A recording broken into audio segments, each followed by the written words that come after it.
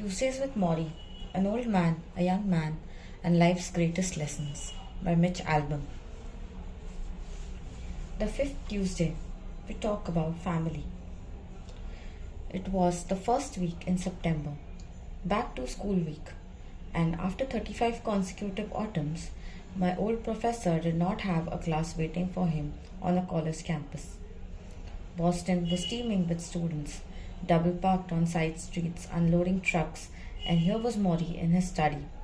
It seemed wrong, like those football players who finally retire and have to face that first Sunday home. Watching on TV, thinking, I could still do that. I have learned that from dealing with those players that it is best to leave them alone when their old seasons come around.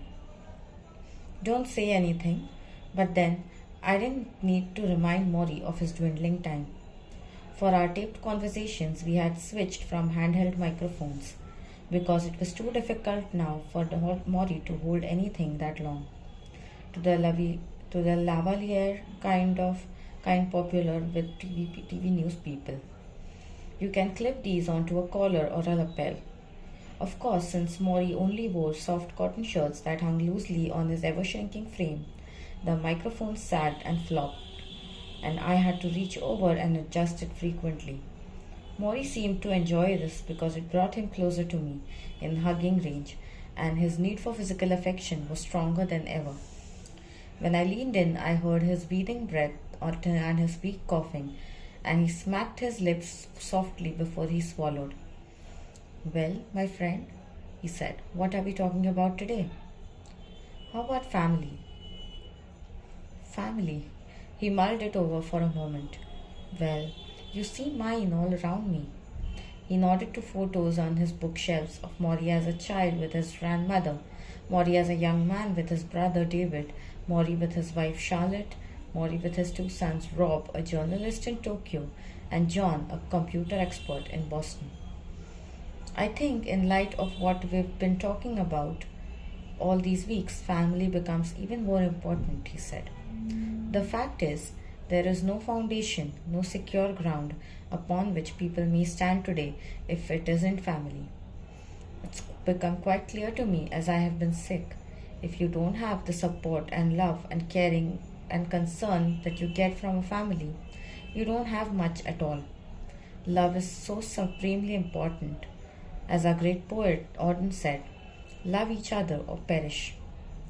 Love each other or perish. I wrote it down. Auden said that? Love each other or perish, Morrie said. It's good, no? And it's so true. Without love, we are birds with broken wings. Say I was divorced or living alone or had no children. This disease, what I'm going through, would be so much harder. I'm not sure I could do it. Sure, people would come visit, friends, associates, but it's not the same as having someone who will not leave. It's not the same as having someone whom you know has an eye on you, is watching you the whole time. This is part of what a family is about, not just love, but letting others know that there's someone who's watching out for them.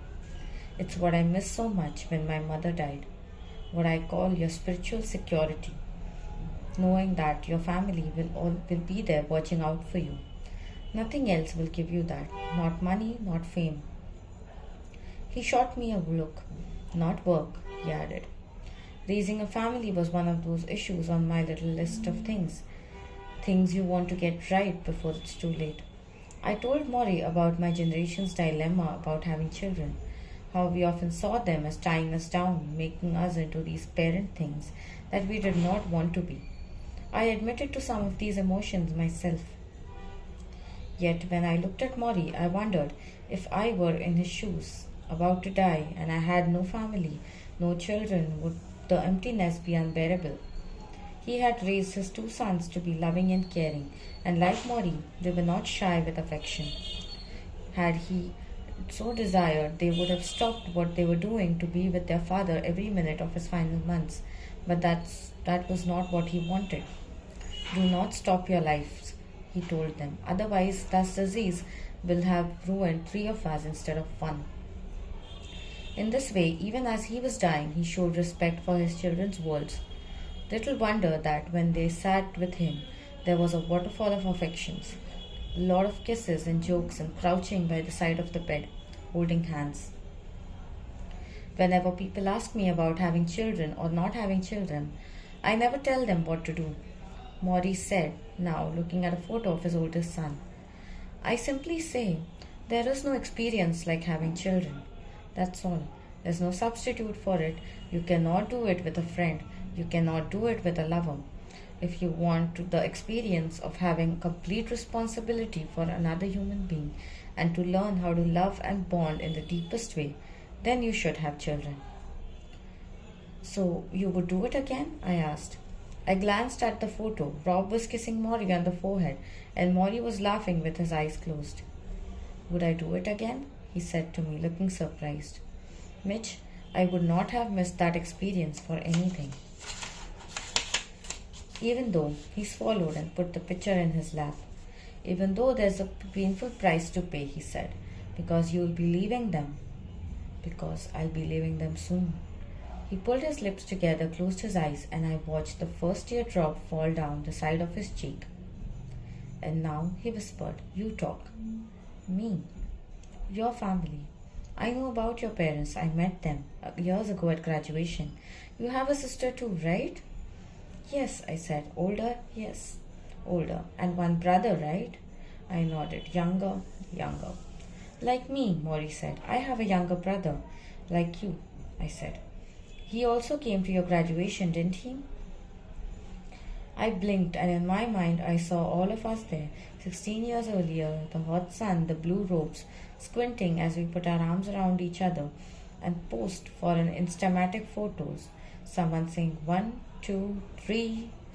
What is it? Morrie said, noticing my sudden quiet. What's on your mind? Nothing, I said, changing the subject.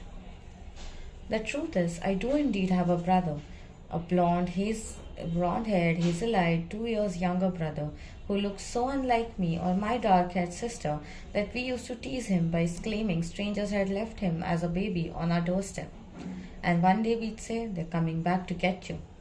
He cried when we said this, but we said it just the same. He grew up the way many youngest children grow up, pampered, adored, and inwardly tortured. He dreamed of being an actor or a singer. He reenacted TV shows at the dinner table, playing every part, his bright smile practically jumping through his lip. I was the good student, he was the bad. I was obedient, he broke the rules. I stayed away from drugs and alcohol. He tried everything you could ingest. He moved to Europe not long after high school, preferring the more casual lifestyle he found there. Yet he remained the family favorite. When he visited home, his wild and funny presence, I often felt stiff and conservative. As different as we were, I reasoned that our fates would shoot in opposite direction once we hit adulthood. I was right in all ways but one. From the day my uncle died, I believed I would suffer a similar death, an untimely disease that would take me out. So I worked at a feverish pace and I braced myself for cancer. I could feel its breath. I knew it was coming. I waited for the way a condemned man waits for the executioner. And I was right. It came. But it missed me. It struck my brother. The same type of cancer as my uncle, the pancreas, a rare form. And so the youngest of our family with the blonde hair and the hazel eyes had the chemotherapy and the radiation. His hair fell out. His face went gaunt as a skeleton. It's supposed to be me, I thought, but my brother was not me. He was not my uncle. He was a fighter and had been since his youngest days when we wrestled in the basement, and he actually bit through my shoe until I screamed in pain and let him go. So he fought back. He battled the disease in Spain where he lived with the aid of an experimental drug that was not and still is not available in the United States.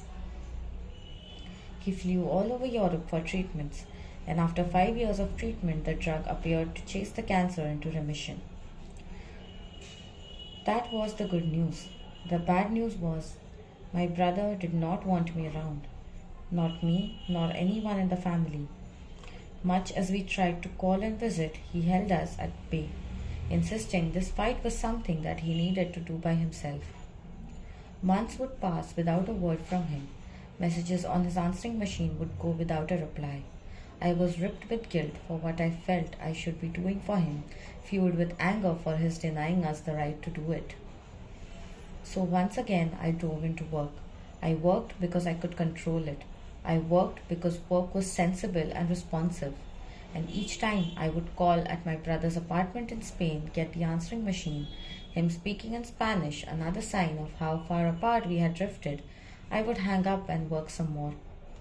Perhaps this is one reason I was drawn to Morrie. He let me be where my brother would not.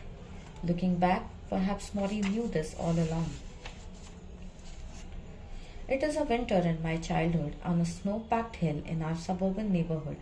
My brother and I are on the sled, him on top of me on the bottom.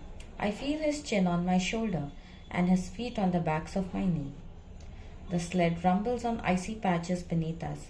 We pick up speed as we descend the hill. "Car!" someone yells. We see it coming down the street to our left. We scream and try to steer away, but the runners do not move. The driver slams his horn and hits his brakes, and we do what all kids do. We jump off.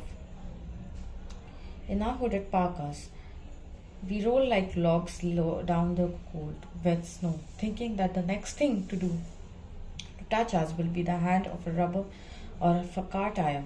We are yelling, "Ah!" and we are tingling with fear, turning over and over, the world upside down, right side up, upside down. And then nothing. We stop rolling, catch our breath, wipe the dripping snow from our faces. The driver turns down the street, wagging his finger. We are safe. Our sled has thudded quietly into a snowbank, and our friends are slapping us now, saying, "Cool, you could have died." I grin at my brother.